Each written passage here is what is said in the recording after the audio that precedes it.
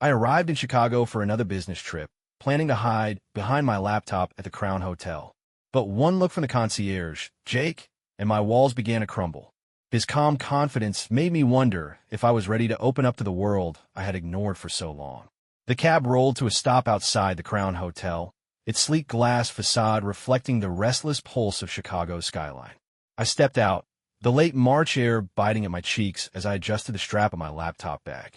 Another work trip, another city, just a 2-day blur of meetings and deadlines. That's what I told myself as I dragged my suitcase through the revolving doors, expecting nothing more than a quiet stay and a decent Wi-Fi signal. I'd done this routine 100 times before. Check in, settle into a room, and bury myself in emails until it was time to fly back to San Francisco. But as I crossed the polished marble floor of the lobby, something, or rather, someone, shifted the script entirely. Behind the concierge desk stood a man who didn't just blend into the background of crisp uniforms and rehearsed smiles.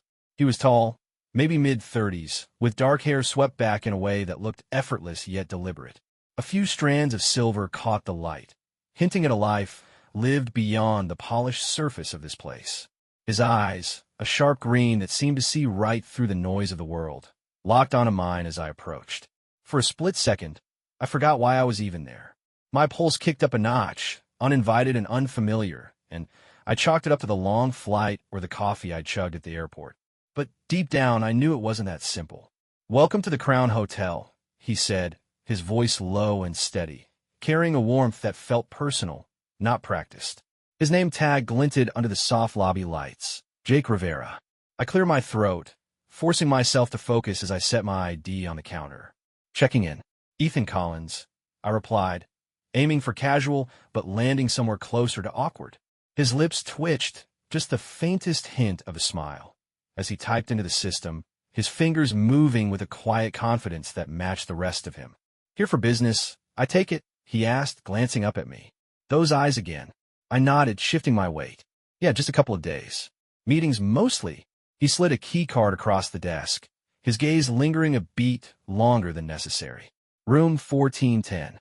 Top floor, great view of the city." His tone was smooth, almost teasing, and I reached for the card, brushing the edge of his hand by accident. The brief contact sent a jolt through me, subtle but undeniable, and I pulled back a little too fast. "Thanks," I muttered, gripping the keycard like it was my lifeline. Jake's smile widened, just enough to notice. "Enjoy your stay, Ethan. I'm around if you need anything." The way he said my name, soft, deliberate, stuck with me as I turned toward the elevators, my heart still thudding in a way I couldn't explain. The lobby faded behind me as I stepped into the elevator, the doors sliding shut with a quiet hum. I leaned against the wall, running a hand through my hair, trying to shake off the moment. It was ridiculous. He was just a concierge doing his job, and I was just a guest passing through. But as the numbers climbed to the 14th floor, my mind replayed those green eyes, that voice, the way he'd looked at me like I wasn't just another name on a reservation list. I'd spent years building walls, keeping people at arm's length after too many sideways glances from friends who didn't get it, who didn't want to. Being myself wasn't something I advertised, not anymore. So why did this stranger, in the span of 5 minutes, make me feel seen in a way I hadn't in years? The elevator dinged, and I stepped into the hallway, the dim lights casting long shadows on the carpet. Room 1410 was at the end, and when I swiped the keycard, the door clicked open to a sleek, modern space. Floor-to-ceiling windows framed the glittering sprawl of Chicago below, just as Jake had promised. I dropped my bag by the bed and crossed to the glass, staring out at the city lights. It was beautiful, sure, but my thoughts weren't on the view. They were on him, on the way he'd said, "I'm around," like an invitation I wasn't sure I could ignore. I exhaled, fogging the window for a moment, and muttered to myself, "Get it together, Ethan." This was supposed to be just another trip. But standing there, alone with the hum of the city below, I couldn't shake the feeling that something had already shifted, and I wasn't ready to walk away from it just yet. The city lights flickered outside the massive windows of room 1410, a restless dance of yellows and whites against the dark Chicago sky. I stood there longer than I meant to, hands in my pockets, staring out at a view that should have calmed me. Instead, my mind was a tangle of static, Jake's voice looping in my head, those green eyes cutting through the haze of my usual routine. I turned away from the glass and grabbed my laptop, determined to drown the noise and work. A presentation for tomorrow's meeting still needed tweaks, and I'd always been good at losing myself in deadlines. But as I sank onto the edge of the bed, the screen glowing in the dim room, my focus slipped. It wasn't just Jake. It was what he'd stirred up, memories I'd shoved into a corner years ago. Back in San Francisco, I tried being honest once. A casual night out with friends, a few too many beers, and I'd let it slip. Nothing dramatic, just a mention of a guy I'd liked. The table went quiet, then shifted. A couple of them laughed it off, but the rest? Sideways glances, clipped replies, plans that mysteriously stopped including me. I learned fast. Keep it locked down, stay safe. Work became my shield. Marketing campaigns didn't care who I was as long as I delivered. So why was this stranger, this concierge, cracking through that armor with nothing more than a smile and a key card? I rubbed my eyes, the laptop screen blurring as I tried to type. The words wouldn't come. Instead, I saw Jake's face, calm, steady, like he knew something I didn't. It was absurd to feel this rattled over a 5-minute exchange. I stood, pacing the room, the soft carpet muffling my steps. Maybe it was the jet lag, or the solitude of being in a new city. Maybe I was just tired of pretending I didn't notice the empty spaces in my life. I stopped by the window again, pressing my forehead to the cool glass, and let out a slow breath. "You're overthinking this, Ethan," I muttered, my voice barely audible over the faint hum of the room. A soft knock broke the silence, sharp and unexpected. I froze, my pulse jumping as I glanced at the clock. 9:47 p.m. Who'd be at my door this late? Room service? I hadn't ordered anything. I crossed to the door, hesitating with my hand on the knob, then pulled it open. There he was, Jake Rivera, standing in the hallway, his concierge jacket swapped for a dark sweater that made him look less formal, more real. His hair was slightly tousled, like he'd run a hand through it one too many times, and those green eyes met mine with the same quiet intensity as before. "Just checking in," he said, his voice smooth but carrying a trace of something else. Curiosity, maybe. "Want to make sure everything's okay up here." He leaned one shoulder against the doorframe, casual but deliberate, and I caught the faintest whiff of his cologne, something clean and woodsy. My throat tightened. "Everything's fine," I managed, gripping the door a little harder than necessary. "The room's great. View's great. Thanks." I sounded stiffer than I meant to, and he raised an eyebrow, just enough to notice. "Long day?" he asked, not moving, his gaze steady. I nodded, rubbing the back of my neck. "Yeah, you could say that. Travel, work, usual stuff." He tilted his head slightly, like he was weighing my words. "Doesn't sound like usual stuff's what's on your mind." His tone wasn't pushy, but it hit a nerve, and I felt my defenses wobble. I could have brushed him off, closed the door, gone back to my laptop and my safe little bubble. But something in the way he stood there, relaxed, unguarded, made me pause. I stepped back, just enough to signal he could come in if he wanted. "You don't have to do this, you know," I said, my voice quieter now. "Check on guests after hours."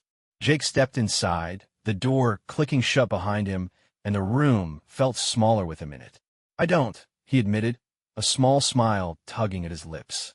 "Not usually, but you didn't strike me as the type who'd ask for help if you needed it." He glanced around, then back at me. "Am I wrong?" I swallowed, caught off guard by how easily he saw through me. "Maybe not," I said, crossing my arms like that'd steady me. "But I'm fine. Really." He didn't push, just nodded and moved toward the window, hands in his pockets. "This view's something else, isn't it?" he said, looking out at the city. "Always reminds me there's more out there than what we let ourselves see." His words hung in the air, simple but heavy, and I felt a tug in my chest, something I hadn't let myself feel in a long time. I joined him by the glass, the lights below blurring as my thoughts spun. This wasn't just about a view. This was about me, and him, and a choice I wasn't sure I was ready to make. The city lights shimmered beyond the window of room 1410, a quiet glow that filled the space where words hadn't yet settled. Jake stood beside me, his reflection faint in the glass, hands still tucked in his pockets.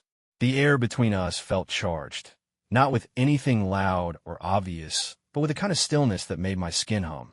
I'd let him in, against every instinct I'd honed over years of keeping people at a distance, And now here we were, two strangers staring out at Chicago like it held answers that I didn't know how to ask for. "You're right," I said finally, my voice cutting through the quiet. "It's more than just a view." I didn't look at him, keeping my eyes on the skyline, but I felt his attention shift to me. He didn't say anything, just waited, and that silence pulled at something deep inside me, a thread I'd kept buried since San Francisco. I exhaled, slow and shaky, and turned to face him. "I'm not great at this," I admitted, gesturing vaguely between us. "Talking, letting people in, whatever this is." Jake's expression softened, his green eyes steady but not pressing. "You don't have to be," he said, his tone low and even. "Not with me." He stepped away from the window, leaning against the desk a few feet away, giving me space but not breaking the thread between us. "I've been where you are. Took me a while to figure out it's okay to stop running from yourself." His words landed like stones in still water, rippling through me, and I felt my chest tighten, not with fear, but with recognition. I sank onto the edge of the bed, elbows on my knees, staring at the carpet like it had helped me sort out the mess in my head. "I tried that once," I said, quieter now. "Being myself. Didn't go over well. Friends I thought I knew, they just faded out. Made it clear I didn't fit the picture they had of me." I laughed, short and bitter. "After that, I stopped trying. Works easier. Doesn't ask questions." I risked a glance at him, expecting pity or some canned response. But Jake just watched me, his face calm, unguarded. "That's their loss," he said simply, and the way he meant it, no judgment, no fuss, caught me off guard. He straightened, crossing his arms loosely. "I spent years doing the same thing. Hiding, keeping it all locked up. Grew up in a small town where different wasn't a word people liked. Took a long time to realize I wasn't the one who needed to change." He paused, his lips quirking into a small, wry smile. "Found out the hard way that living for other people's comfort gets old fast." I nodded, the weight of his words sinking in. "How'd you get past it?" I asked, my voice barely above a whisper. Jake tilted his head, thinking it over. "Started small," he said. "Told one person I trusted. Then another. Built a life where I didn't have to pretend. This job," he gestured vaguely around us. "It's just what I do, not who I am." Took me a while to see the difference. His eyes met mine again, steady and warm. "You don't have to figure it all out tonight, Ethan. But you don't have to keep it all in either." The room felt quieter after that, like the air had settled around us. I leaned back on my hands, staring at the ceiling, letting his words roll around in my head. He was right. I didn't have to have it all together. But sitting there, with him just a few feet away, I felt something shift. Not a grand epiphany, just a crack in the walls I'd built, letting a sliver of light through. "You make it sound easy," I said, a faint smile tugging at my lips. Jake chuckled, soft and low. "It's not, but it's worth it." For a moment, neither of us spoke. The city hummed outside, a distant soundtrack to whatever this was becoming. Then, almost without thinking, I stood and crossed to the desk where he leaned. I didn't touch him, didn't need to, but standing there, close enough to feel the warmth of his presence, I felt steadier than I had in years. "Thanks," I said, meeting his gaze. "For checking in. For this." Jake's smile widened, just a little, and he nodded. "Anytime. I mean that." He pushed off the desk, glancing toward the door. "I should let you get some rest," he said, but there was a question in his tone, like he was leaving it up to me. I could have let him go, retreated back to my laptop and my safe little world. But instead, I shook my head. "Stay a minute," I said, surprising myself. "If you got nowhere else to be." His eyes lit up, a flicker of something bright and unguarded, and he settled back against the desk. "Nowhere I'd rather be," he replied, and the simplicity of it, the honesty, made my heart stutter in a way I wasn't ready to name. As we stood there, the city sprawling out below us, I realized this wasn't just about a stranger in a hotel.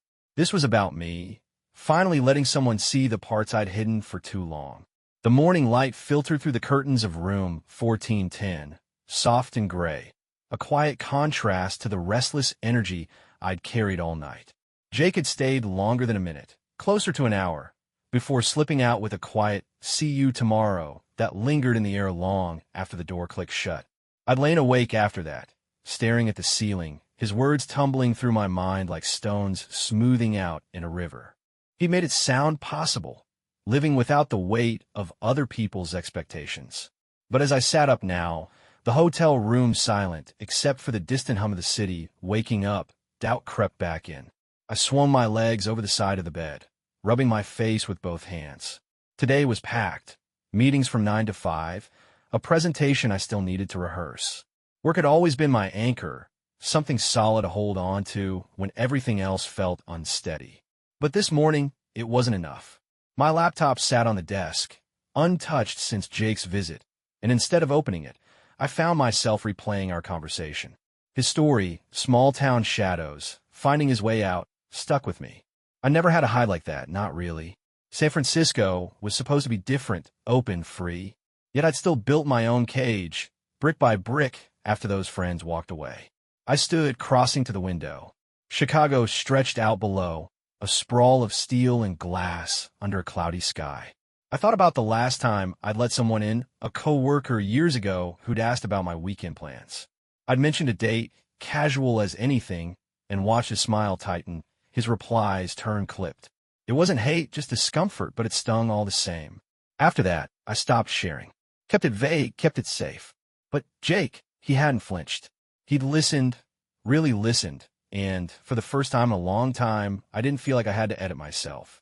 The thought followed me through the day, a quiet hum beneath the buzz of meetings and small talk with clients.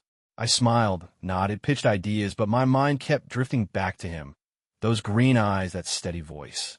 By the time I got back to the Crown Hotel, the sky had darkened, a light rain streaking the windows of the lobby. I was halfway to the elevators when I spotted him behind the desk, talking to a guest with that same calm confidence. He glanced up, caught my eye, and flashed a small, knowing smile. My stomach flipped, and I waved awkwardly before ducking into the elevator, my heart thudding like I'd just run a mile. Back in my room, I dropped my bag and loosened my tie, pacing the floor. I could leave it there, a nice moment of fleeting connection. I'd fly out tomorrow, back to my routine, and Jake would just be a story I'd tell myself late at night. But the idea of walking away, of letting this fade into nothing, gnawed at me. I stopped by the desk, staring at the phone, then grabbed my jacket instead. 5 minutes later, I was downstairs in the hotel cafe, a small, cozy spot with warm lights and the smell of coffee hanging in the air. Jake was there, off shift now, sitting at a corner table with a mug in front of him. He looked up as I approached, surprise flickering across his face before settling into a grin. "Couldn't stay away, huh?" he teased, nodding to the seat across from him.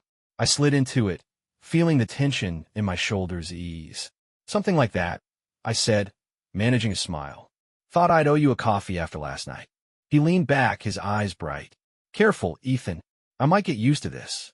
We talked, easy at first, about the city, the rain, the quirks of hotel life.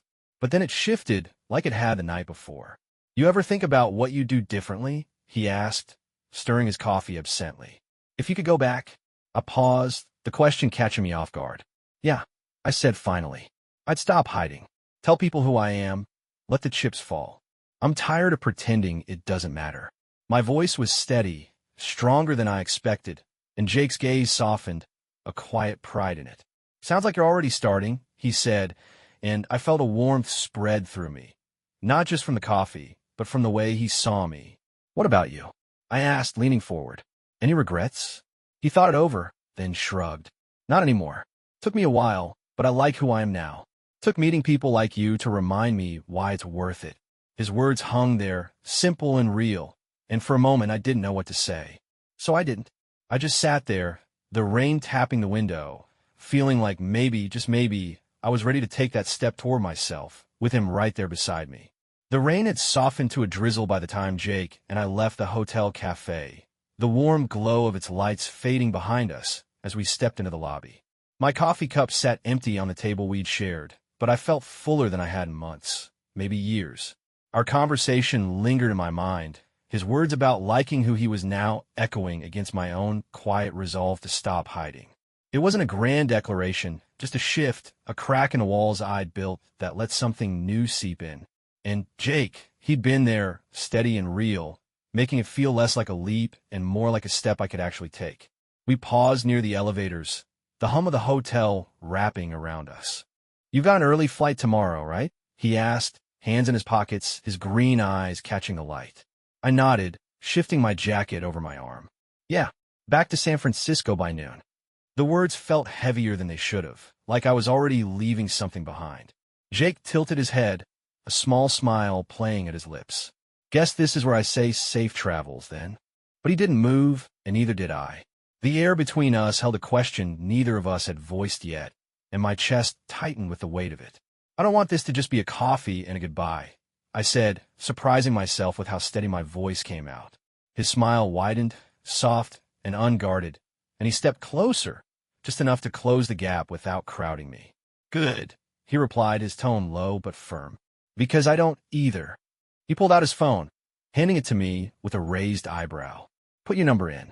I get up to San Francisco sometimes. Family stuff. Maybe we'll cross paths again. I took it, my fingers brushing his for a split second, and typed in my number, feeling a flicker of something bright and unfamiliar. Hope, maybe. I handed it back, and he tapped out a quick text. My phone buzzed in my pocket, and I pulled it out to see a simple message. Jake Rivera, don't lose this. I laughed, soft and easy, and looked up at him. Not planning to, I said, and the way his eyes lit up made my heart stutter. You're trouble, you know that? I teased, and he shrugged, grinning. Only the good kind. You'll survive. There was a beat of silence. Then he added, quieter, take care of yourself, Ethan. And don't stop what you started here. His words landed deep, a gentle push I didn't know I needed. The elevator dinged behind me, breaking the moment, and I glanced over my shoulder. Guess that's my cue, I said, stepping back. Jake nodded, his smile softening. Yeah, but it's not goodbye. Just see you later. I held his gaze a second longer, then turned and stepped inside, the doors sliding shut between us. As the elevator climbed, I leaned against the wall, my phone still warm in my hand, and let out a slow breath. He was right. It wasn't goodbye. It was something else, something I wasn't ready to let slip away. Back in my room, I packed slowly, folding shirts and tucking away notes from the day's meetings. The city stretched out beyond the window, quieter now, the rain a faint patter against the glass. I thought about San Francisco, my apartment, my routines, the life I'd built to keep everything simple. But simple didn't feel right anymore. Jake had seen me, really seen me, and I couldn't unsee that. I couldn't go back to pretending the parts of myself I'd buried didn't matter. Not after this. The next morning, I checked out early, the lobby buzzing with the soft chaos of travelers coming and going. Jake wasn't at the desk, probably off shift, and I felt a pang of disappointment, but it didn't linger. His number was in my phone, a quiet promise I'd hold on to. The cab ride to the airport was quick, the city blurring past in streaks of gray and gold. I settled into the back seat, watching Chicago fade, and pulled out my phone. My thumb hovered over his name, then I typed, made it to the airport. Let me know when you're in SF. I hit send before I could overthink it, and a reply came almost instantly. Count on it. Safe flight, Ethan. I smiled, tucking the phone away as the cab pulled up to the terminal. The skyline shrank behind me as I stepped out, suitcase in hand, the March air cool against my skin. I didn't have all the answers, not about what came next, or how I'd navigate the pieces of myself I'd kept hidden. But for the first time in a long time, I didn't feel alone in it. Jake wasn't just a chance meeting in a hotel. He was a spark, a push towards something real. As I walked through the airport, the hum of voices and rolling luggage fading in the background, I felt lighter, like I was carrying less weight and more possibility. This wasn't the end of a trip. It was the start of something new, and I couldn't wait to see where it led.